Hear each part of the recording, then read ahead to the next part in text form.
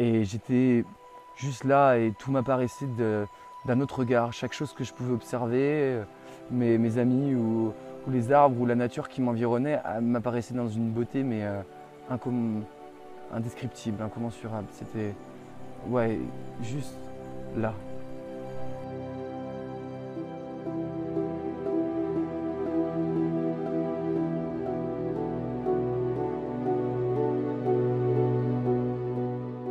On s'est rencontrés il y a 2 ans et demi sur le chemin.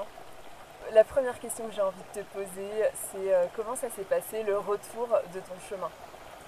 On ne peut pas cacher que ça n'a pas été simple. On rentre d'une expérience qui peut être un peu initiatique dans un voyage et ce retour auprès des proches et qui parfois on peut avoir laissé traîner des choses derrière et que c'est la nécessité d'arriver et de réparer, de retrouver cette sérénité, cette paix. J'avais plein de rêves, j'avais plein de choses à vouloir exprimer, à vouloir partager et que je voulais ancrer, que je voulais voir se réaliser et qui du coup étaient là en fait, mais ne se sont pas réalisés vraiment, quoi, ne sont pas ancrés pour le partager et du coup ça a été difficile en fait pour moi de ne pas l'avoir fait et j'en ai beaucoup souffert. J'ai de dépression en fait surtout. Si je peux le dire, j'avais des idées, j'avais des envies d'écrire un livre et je ne l'ai pas fait. Et j'en ai beaucoup souffert. Voilà. Alors qu'il y avait la trame qui était là, il y avait les chapitres, il y avait les personnages, et je ne l'ai pas fait. Du coup, voilà, ça a été un peu dur. Sur mon chemin, j'ai vécu des expériences assez fortes et intenses. Le chemin nous apporte vraiment quelque chose de profond à l'intérieur de nous, une unité avec l'autre et soi, et que ça peut être à la fois des expériences qui sont magnifiques et à la fois des expériences qui peuvent être aussi dures, des épreuves en fait qu'on vit pour se dépasser en soi, pour grandir. Et quand je suis revenu auprès de mes proches, voilà, j'ai créé des contes en fait pour les enfants que j'ai pu mettre en histoire. Et ça, j'ai pu être fier de moi, mais après, s'en est suivi à une période qui a été, voilà, je ne le cache pas, assez difficile, un retour chez maman. Chez ma maman, et puis après, un retour un peu de l'enfant, et pas de l'adulte naissant. Voilà.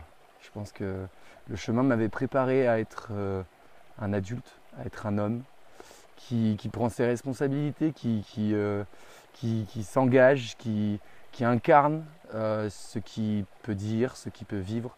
Et finalement, je suis retourné un petit peu dans mes vieilles habitudes de petit enfant. Mon but et mon intention sur ce chemin était de me rapprocher du Père. De ce que moi on appelle communément Dieu, qu'on appelle. J'ai vécu un dépouillement en fait pendant mon chemin. J'ai fait ce pas de tout lâcher, de absolument lâcher toutes mes appartenances matérielles, de tout. Alors ça s'exprime au niveau de l'argent, où je. Alors peut-être que je ne l'ai pas fait forcément dans une bonne énergie, hein, je veux dire, mais j'ai donné tout mon argent. Je disposais de pas mal d'argent pour partir et j'ai tout donné. Alors est-ce que je l'ai vraiment donné dans un but d'aide C'était plutôt aussi un peu de voilà, je me dépouille et j'ai vécu ce dépouillement total et finalement en fait pour m'approcher de lui en fait. Dans la Bible il est dit voilà, si tu viens, Jésus dit suis-moi, et ben. Ouais, c'est un peu ce que j'ai fait, je me suis acquitté de tout. Mais après, il y avait beaucoup de résistance quand même en soi.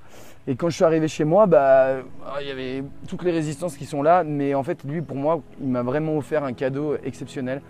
Et de sa présence, de l'être que je suis. Et dans le dépouillement, finalement, je sais pas, j'ai ressenti cette connexion avec l'être, avec lui, dans la plénitude. La sérénité et la paix profonde en fait, qu'il n'y avait rien à avoir, rien, que tout était dans l'être, juste là, absolument d'être là et que toutes ces fioritures qui sont matérielles, tout ça n'apportait pas cette paix profonde qu'on peut avoir avec lui, quoi. Voilà.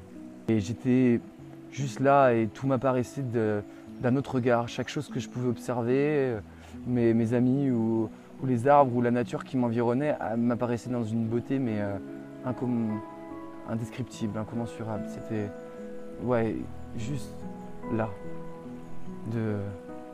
d'être dans ce ressenti profond et pas là-haut.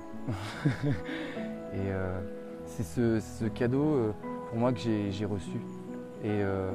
Mais après, ça s'estompe en fait.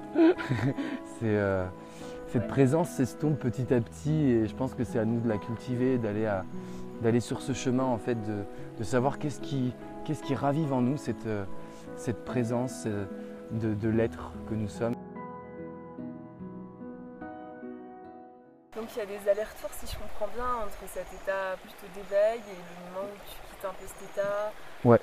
Et ce que tu as senti en tout cas quand tu es revenu chez ta maman, c'est que c'était moins présent quoi.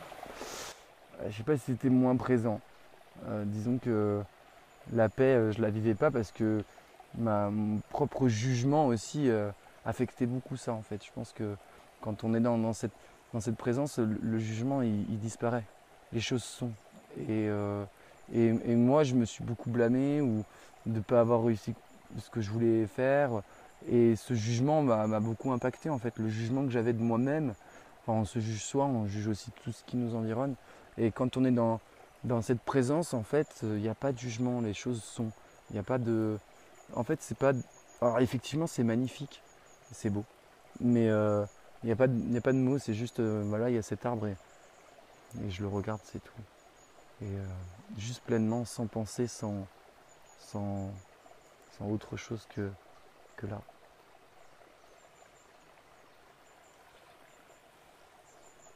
J'en ai vécu des challenges, mais je pense qu'on a tous notre part de responsabilité personnelle à vouloir les affronter.